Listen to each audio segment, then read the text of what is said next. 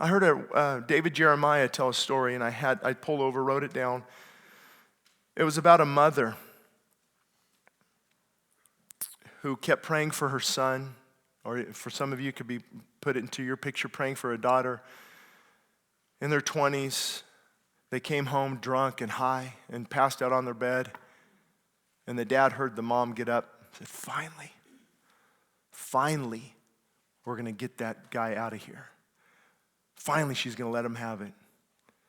And then 5 minutes went by and the dad didn't hear anything. What's going on? So he went in there.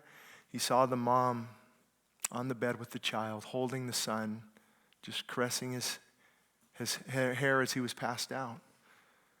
And the dad said, "What are you doing?"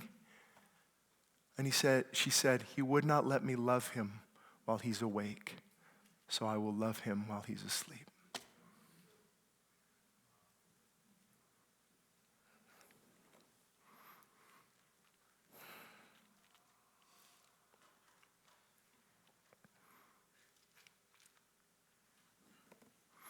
Guys, that's the heart of God.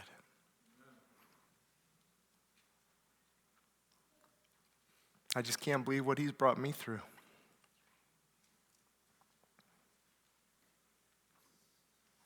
And I look at the audience even yesterday, and they're so guilty and shame-filled. And I told them, it's because you're made in the image of God. We're all made in God's image. So when that image becomes marred and corrupted and not used for what it's supposed to use, the shame and the guilt are the result of that.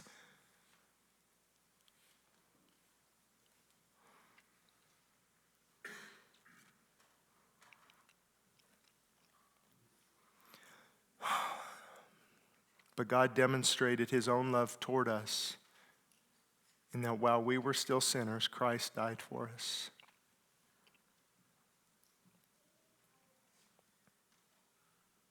Wait a minute, God, are you saying that my drunken binges in Palm Springs and my crystal meth use in Vegas, you died for me?